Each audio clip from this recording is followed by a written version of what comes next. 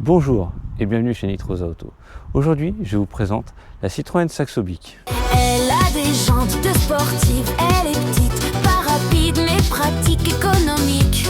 C'est ma Saxo Bic, elle a un gros échappement, un pare-soleil de super 700, caisson de base dans le coffre, elle est la seule dont j'ai besoin. Bon, alors cet essai, il est un peu particulier parce que c'est le premier que vous allez retrouver sur cette chaîne. Et surtout, c'est un truc que je filme en plusieurs fois parce que j'ai fait une première version où j'étais moyennement satisfait parce que j'avais oublié des trucs. Donc j'ai refait le lendemain des rushs.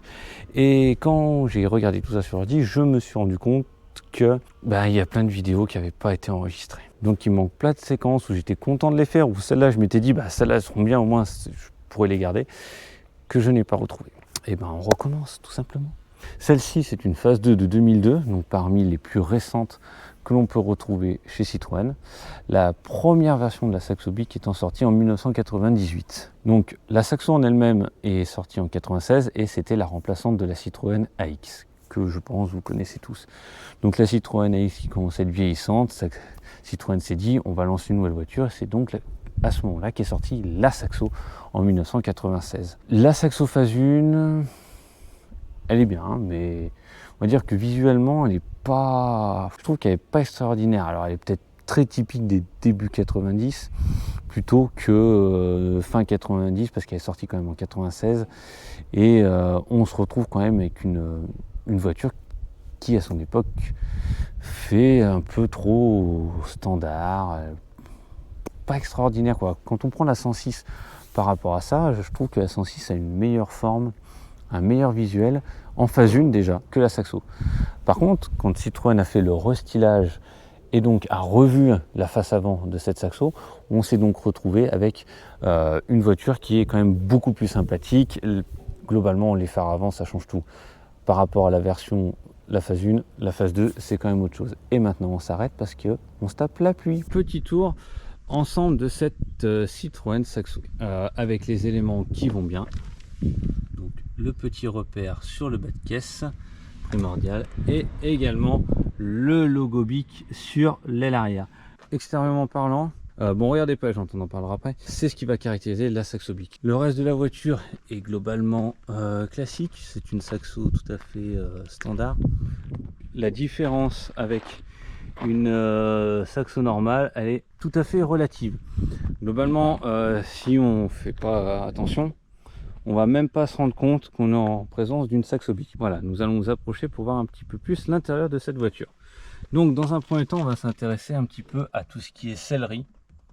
Voilà, sellerie, on va voir aussi au niveau des portières, où on voit qu'on a quelque chose de différent par rapport à une Saxo normale, avec une sellerie qui est appelée T2Bo. Voilà, alors pour la petite info, voilà, c'est Citroën qui a impliqué ça sur ses Saxo Bic. Ça a pas trop mal vieilli, je trouve, avec notre petite liseré bleu là qui fait tout le tour. C'est assez sympathique.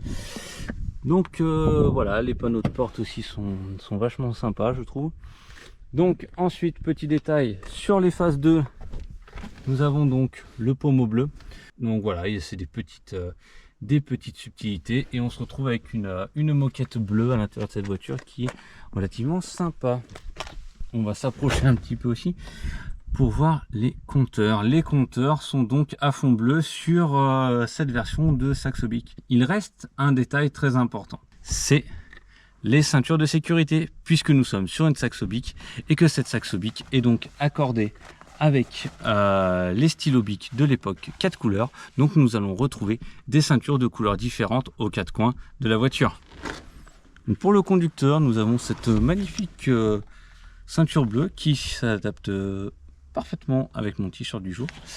Le passager, lui, a droit à la ceinture verte. Nous allons aller faire un tour pour voir derrière les deux couleurs. Donc juste derrière le conducteur, nous avons la version rouge et de l'autre côté qui est grise, et la 5e place est noire, donc sur une ceinture standard. J'avais oublié les petits loquets de porte, je vais vous montrer tout ça. Alors c'est des loquets, les loquets de porte standard, c'est des trucs d'origine de ces années 90, je vais vous montrer. Et ils ont eu la parti l'idée de rajouter ça par-dessus. Et bah, ça change tout, on passe de loquet, là, que je vous montrerai, assez moche, à des petites poules assez sympathiques. Donc ça, c'est une petite chose sympa que j'avais oublié de vous noter. Voilà pour ce qu'il en est des petites subtilités de cette série limitée Saxo Bic. Donc 2-3 petits signes extérieurs, et à l'intérieur c'est un peu plus sympa. Je trouve que l'intérieur de ces saxos est assez bien. La sellerie est cool. Je sais pas ce que vous en pensez, vous pouvez le dire en commentaire. Maintenant qu'on a fait un petit peu le tour de la voiture, petit point sur la fiabilité de ce truc. Et ben c'est quand même vachement fiable. On est sur un petit moteur, s'il est bien entretenu, il n'y a pas de problème. Le seul petit truc que j'ai eu à changer, c'était un joint sur le support du filtre à carburant qui fuyait. Le reste, de l'entretien classique pour cette voiture, rien de plus, rien de moins. Niveau mécanique. Ensuite, étant donné que c'est une voiture du groupe Peugeot Citroën, je pense que tout le monde s'en doute, le train arrière sur les voitures PSA de ces générations-là, de toute façon c'est une hécatombe, on va pas se mentir, il n'y en a pas une qui va faire toute sa carrière avec un train arrière impeccable. On devra toujours à un moment donné faire quelque chose. Et celle-là, effectivement, pour cette voiture, le train arrière a été remplacé il y a moins d'1 an. Donc bah là on n'a pas eu le choix. Ce qu'on a fait, c'est qu'on en a racheté un reconditionné et qu'on a remonté en lieu et place. Comme je sais qu'il y en a certains qui ont très envie de voir un moteur extraordinaire, voici le 1,5 litre de chez Citroën.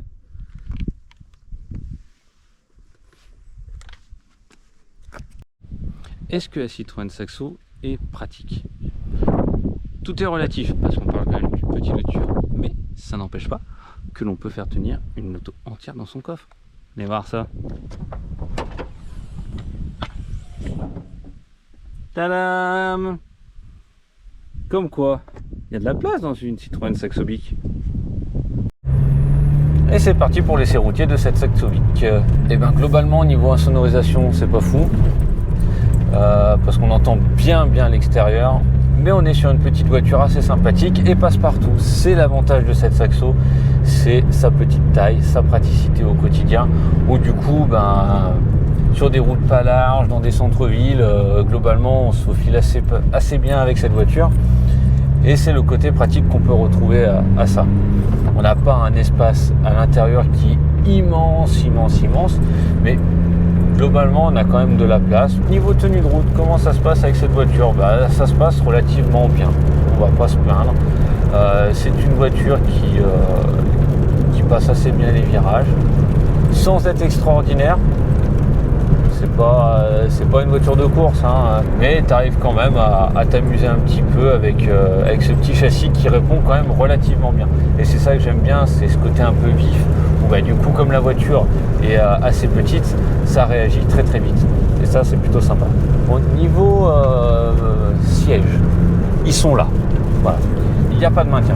Les sièges ils sont là, tu es assis, mais globalement si tu roules un peu, si tu attaques un peu, ton corps il bouge en même temps que la voiture. Toi, regarde, là tu prends un virage un peu fort, donc j'ai peut-être un peu exagéré le mouvement du corps, mais voilà, c'est pour te faire comprendre que cette voiture n'a pas un maintien de siège extraordinaire, et donc on en revient au fait que c'est une voiture pour faire des petits trajets, pour rouler tranquillement, aucunement fait pour faire du sport ou de la conduite sportive.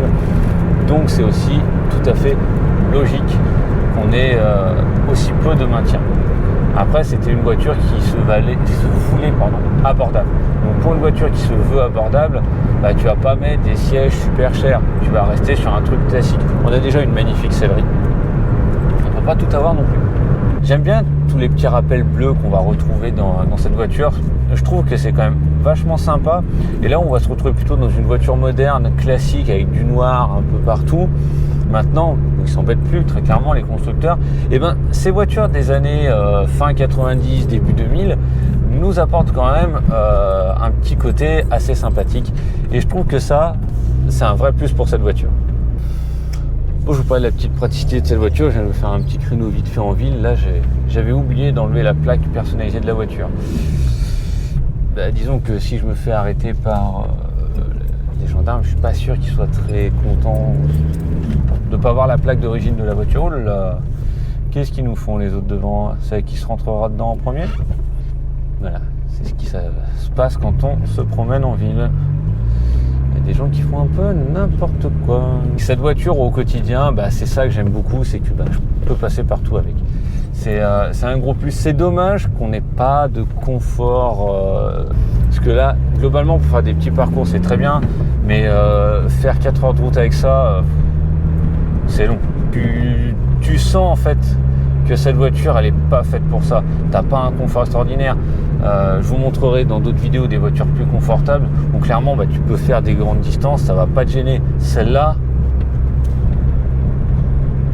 des petits trajets, c'est bien. C'est pas fait pour faire plus. Et du coup, c'est typiquement l'utilisation que j'en fais puisque c'est mon daily. C'est la voiture que j'utilise tous les jours. Et pour ça, elle est super pratique. La Saxo est sortie en 96 pour remplacer la X, comme je vous le disais tout à l'heure. Et c'est vrai que je vous ai dit que celle-là, c'était une phase 2. Alors, si on veut être tatillon, parce que je sais qu'il y a des Citroën fanboys qui vont me dire « Oui, mais non, c'est pas vraiment une phase 2, c'est une phase 3. » Ouais, quand tu vois les modifications qui ont été apportées entre la soi-disant phase 1 et phase 2 de Citroën, non. Tu peux pas dire que les modifications qu'ils ont apportées, c'est un changement de phase. Ils ont retravaillé quoi? Un petit bout de pare-choc? Un morceau de feu arrière? Non. Ça, c'est une phase 2. Parce qu'ils ont vraiment retravaillé la partie avant. On a le capot qui a été revu, on a les phares qui ont été revus. Ça, c'est des vraies modifications. Ah oui, puis ils ont remodifié un brin les feux arrière. Voilà, ça leur faisait plaisir. On est sur une voiture qui fait moins d'1 tonne et qui a eu différentes motorisations. Donc on a eu, on va dire, des moteurs classiques essence et diesel, rien d'extraordinaire. En fait, tout simplement ce qu'il y avait dans la gamme à l'époque, celui-là par exemple, un 1,5 litre D qui fait, on va dire, environ 50 chevaux. Est-ce que c'est suffisant? Tout est relatif. Dans ma première version de cet essai, j'ai fait une petite séquence 0 à 100. Je te la mets là. Bon, je sais ce que vous attendez tous, c'est qu'on se tape un petit 0 à 100 avec cette voiture. Parce que quand même, la norme pour savoir si une voiture est performante, c'est ça.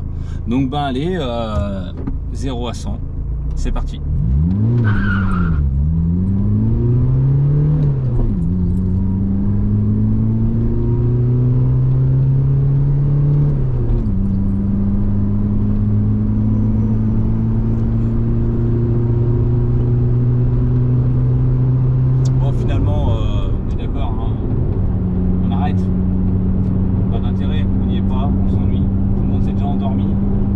Comme tu as pu le voir, les performances de cette voiture, c'est pas ce qu'on lui demande, tout simplement. Comme je vous disais tout à l'heure, c'est une voiture pour refaire des petits parcours. C'est une voiture qui se veut relativement pratique parce qu'elle se faufile partout. Donc forcément, ces versions-là, qui ne sont pas des versions sportives, je le rappelle, c'est des versions classiques, et bien tout simplement, ça fait ce que ça fait. Disons que c'est simple. Si tu as besoin d'aller vite, il faut que tu anticipes. Vite, tout est relatif. Et pareil pour le freinage. Ça, il faut le préciser. Si tu veux freiner, prévois-le en avance. C'est pas une voiture suffisamment moderne à ce niveau-là. Il faut que tu prévois vraiment de t'arrêter avant. Ça freine, oui, mais c'est pas hyper performant, je trouve. Petit détail assez sympathique aussi, sur les Citroën Saxo Bic phase 1, ils ont fait une version VTS Bic. Alors, globalement, c'est une Saxo Bic avec les extensions d'ailes de la VTS. Voilà, globalement, c'est plus ou moins ça. Et c'est quelque chose que je m'étais posé la question de refaire sur celle-là, parce que je me suis dit ça pourrait être marrant, mais celle-là c'est une 5 portes. Et à la rigueur, trouver des ailes avant, c'est pas un souci. Mais le problème, c'est que tes ailes avant recommencent un peu avec ton bas de caisse. Donc si t'as pas de bas de caisse à mettre, c'est pas hyper joli. Et puis les extensions arrière, sur une 5 portes, ça s'adapte pas. Ou alors si, mais il faudrait tout recouper peut-être. Enfin, tu pourrais peut-être faire quelque chose, mais Moi je voulais quelque chose qui soit joli et sans non plus devoir y passer un temps monstre ou quoi que ce soit. Parce que le pare-choc avant d'une VTS, tu ne peux pas le mettre sur une Saxo comme ça. Parce que tout simplement, tu vas avoir des trous de chaque côté au niveau des ailes où viennent se poser les extensions d'ailes. Donc si tu n'as pas des ailes avec les extensions VTS, tu ne peux pas mettre le pare-choc avant. Ou alors tu peux le mettre, mais globalement ça va pas être joli. Je vais essayer de te refaire une séquence que je voulais faire dans la première version de l'essai mais qui n'a pas marché.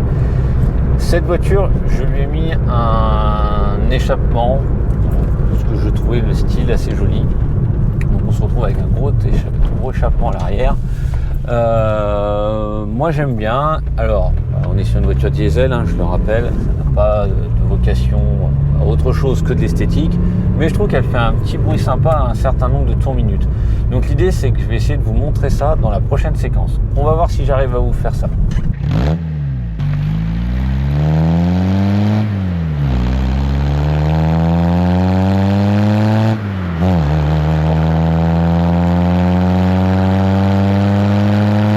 Changement de décor pour cette fin d'essai, comme la pluie semble toujours vouloir rester, je trouvais ce petit coin abrité là, donc je me suis dit on va finir la présentation ici. Donc comme je vous l'ai indiqué tout à l'heure, sur cette voiture j'ai monté des petites jantes de Saxo VTS. Pourquoi ? Tout simplement parce que j'aime beaucoup le style des jantes de Saxo VTS et je me dis quoi de mieux que sur une Saxo mettre des jantes de la version sportive, tant qu'à faire. Certes on n'est que sur une Saxo Bic, du coup entre les jantes, le pot d'échappement que j'ai rajouté, le petit bandeau de pare-soleil de Saxo Super 1600, ça lui donne un petit côté sportif. Juste, ça lui donne. Il n'y a pas de côté sportif, ça lui donne juste. Donc comme je vous parlais un peu tout à l'heure de tout ce qui est Citroën et tout, j'ai oublié de vous parler d'un détail. C'est que donc Citroën a sorti plusieurs séries spéciales sur ces Saxos. Donc on a la Bic, mais on a aussi eu la Kawe. Et c'est un peu comme chez Peugeot, où on pouvait retrouver les 306 NM Park, Roland Garros. Voilà, donc ça me donne une petite idée. Ça pourrait être sympa peut-être de vous faire une vidéo sur justement toutes ces séries spéciales qu'on pouvait trouver dans ces époques-là, donc fin 90, début 2000, où les constructeurs utilisaient des marques en fait pour faire des versions spéciales, la 106 Quicksilver par exemple, entre autres. Voilà, donc je ferai des petites recherches et je vous proposerai, je pense, une vidéo dédiée là-dessus. Donc comme je te disais tout à l'heure, voici une petite vue de l'échappement que j'ai installé sur cette voiture. Pourquoi ? Tout simplement pour le style, parce que je trouvais que c'était joli.